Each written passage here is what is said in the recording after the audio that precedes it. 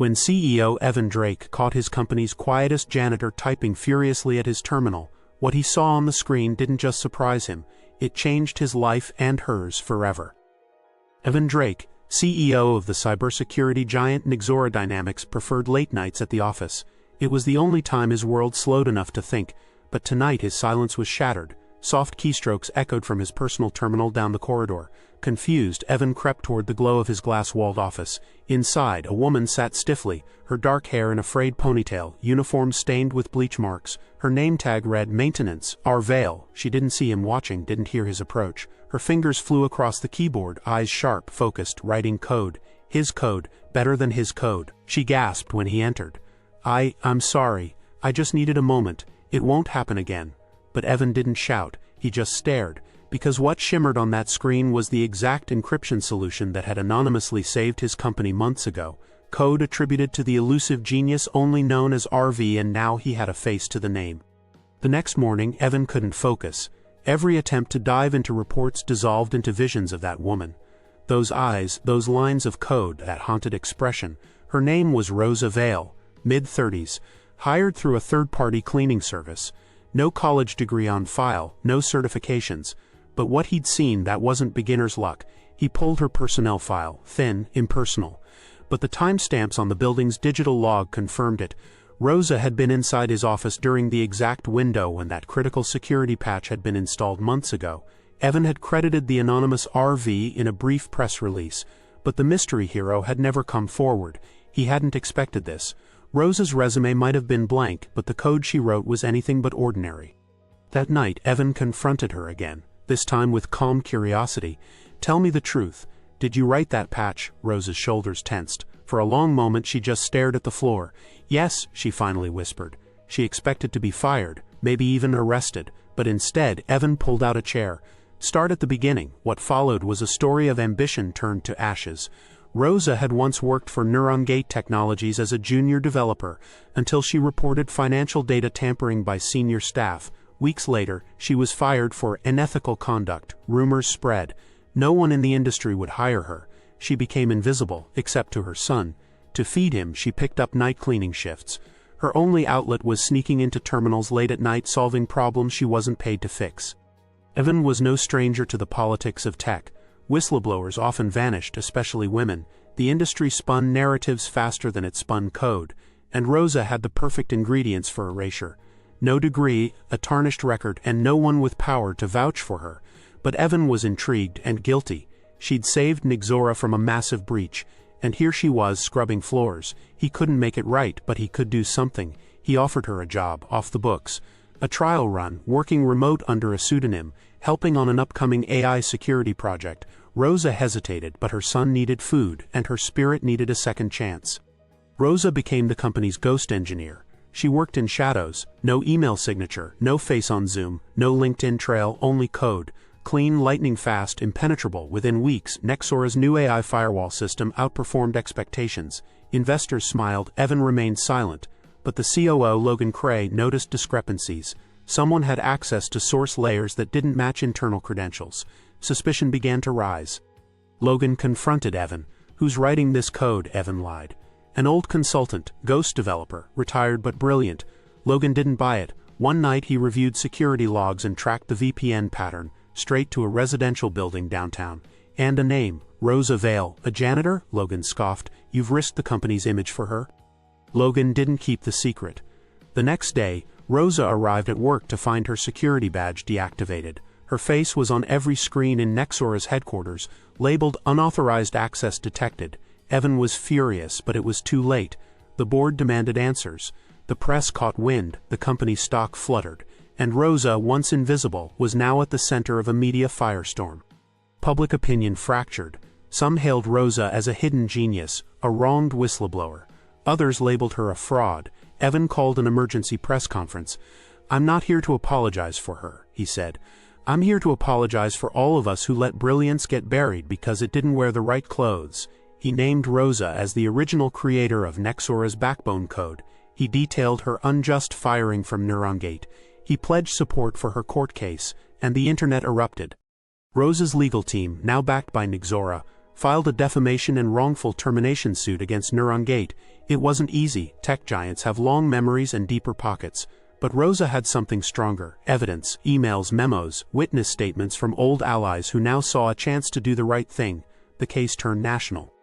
Amid it all, Rosa's son Leo remained her anchor. A bright 10-year-old with oversized glasses and an obsession with rocket science. For years he thought his mom just cleaned buildings. Now he knew better. "You fix things, Mom." Just like Iron Man, it became their private mantra: "I fix things." The offer came in a plain envelope, slipped under Rosa's apartment door. Full-time contract, CTO, 6-figure salary, company shares, a corner office with her name on the door. But Rosa didn't open it for hours. She sat in silence, listening to Leo hum in the next room as he built a cardboard robot. The title was flattering, the paycheck life-changing.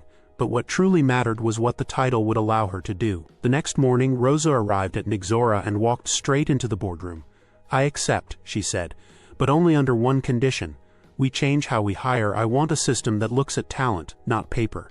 Anonymous submissions, blind code reviews, and internships for single parents." The board exchanged uncertain glances, but Evan nodded slowly. "This isn't just a company anymore," he said. "It's a cause." It was her first public speech, and Rosa nearly didn't show up. She stood backstage, breathing through nerves, adjusting the simple blazer she'd borrowed from Evan's assistant. No designer dresses, no tech bro bravado, just a voice finally allowed to speak. When she stepped onto the stage at the National Tech Equity Conference, the spotlight made her blink. "I didn't get here through the front door," she began, voice steady. "I came through the service hallway, carrying a mop. And a secret." She told the story not just of a janitor who coded in the dark, but of a system that made that necessary. She challenged hiring managers to dismantle their biases and asked leaders to become builders of bridges instead of gatekeepers. As she closed, a young woman in the front row burst into tears. Rosa smiled. "This isn't about me anymore," she thought. "This is about everyone who's ever been overlooked." Now CTO, Rosa could finally redesign the system from the inside. She launched Project OpenGate, an initiative to create free training programs in underserved communities. She personally mentored junior developers who didn't fit the traditional mold. Mothers returning to work, veterans without degrees, teens coding on second-hand devices. "Talent doesn't come from privilege," she often said in staff meetings. "It comes from persistence." And she walked the talk. Her executive team included 2 former waitresses, a self-taught coder who once drove for rideshare, and her former janitorial supervisor who became her chief logistics officer. The offices were remodeled too, glass doors instead of locked ones. Her old cleaning cart was mounted in the hallway with a plaque that read, "Don't forget where genius begins." It wasn't about tearing down what existed. It was about building something better, together. But even as Rosa reshaped the future, the past lingered. One rainy afternoon, an envelope was slipped into her office mail tray. No return address. Inside were photos from her early days at Neurongate. She stood in the background of each shot, unnoticed, ignored. On one, someone had circled her face in red ink, scrawling the words, "You'll never belong." She froze. It had been years, but the sting returned with full force. Doubt, shame, fear. She almost threw it away, but stopped. Rosa scanned the photo, uploaded it to Nexora's internal forum, and wrote, "This was meant to break me. Instead, let it break the silence. For every one of us who's been told we don't belong, this company is for you." It became the most shared post in Nexora's history. Logan Cray's fall was quieter than his rise. The man who had once been Nexora's golden boy now sat alone, blinds drawn, as an internal investigation uncovered emails, discriminatory hiring patterns, and HR complaints swept under the rug. When the board asked for his resignation, he expected Rosa to gloat. Instead, she simply said, "I hope you learn what I had to. The bottom is lonely. But change is possible." He didn't respond. But months later, she heard through the grapevine that Logan had joined a diversity tech nonprofit as a volunteer. People don't always fall. Sometimes they shed. After winning her case and making waves across the industry, Rosa knew there was one person she needed to find: Lonnie Thorne, her old mentor. The only one at Neurongate who had believed her, who had tried to fight for her, who had disappeared after being quietly pushed out. Rosa tracked her down in a sleepy coastal town tending a bookstore. When Lonnie opened the door, they just stood there. 2 women, silenced too long, now finally heard. "You made it," Lonnie whispered. "No," Rosa said, hugging her. "We did." Rosa invited Lonnie back, not as a token but as director of ethical oversight at Nixora. Lonnie wept. "I thought I'd been erased. You were just waiting to be restored." Leo entered his school's science fair with a model rocket made from scrap aluminum and old coffee pods. He named it the Fixer. When the judges asked why, the 10-year-old adjusted his glasses and beamed. Because my mom fixes things, not just computers. She fixes places, she fixes people. He told them how she'd been a janitor, how she saved a company, how she made room for others to shine. She arrived just in time to hear his final words. She's not just a mom, she's a hero. Tears filled her eyes. He won first prize, but Rosa felt like she was the one rewarded. As months passed, Rosa and Evan's bond grew deeper, quiet but undeniable.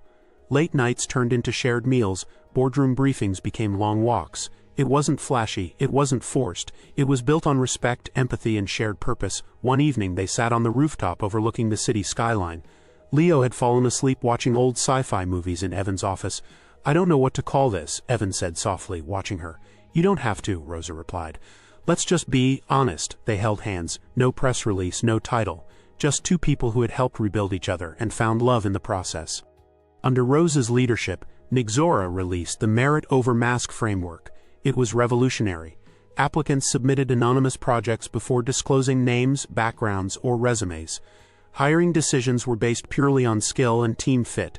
The protocol became an open-source standard, adopted by hundreds of companies worldwide. Within a year, companies using the framework reported higher productivity, reduced turnover, and greater innovation. At a global tech summit, Rosa was awarded Innovator of the Year. But when asked how she felt, she said simply, "I don't care about trophies. I care about tables where everyone gets a seat." That's what legacy looked like. One night, long after the office had emptied, Rosa returned to the same terminal where it all began, the one she had snuck into as a janitor. She typed a private message into Nexora's dev forum. "If you've been told you're not enough, too old, too broke, too different, remember, brilliance can't be buried forever. Don't wait for permission. Build anyway, rise anyway, fix what needs fixing, even if they never thank you for it." RV. She hit send. Downstairs, Leo and Evan were waiting for her in the car. Windows down, her favorite song playing low. She stepped out of the shadows into the light and smiled. "I'm ready." They drove home together, not a broken family but a chosen one. If you believe in stories that change lives, challenge systems, and celebrate unsung heroes, hit that subscribe button, because brilliance is everywhere, and sometimes it's hiding behind a mop and a locked door just waiting to be seen.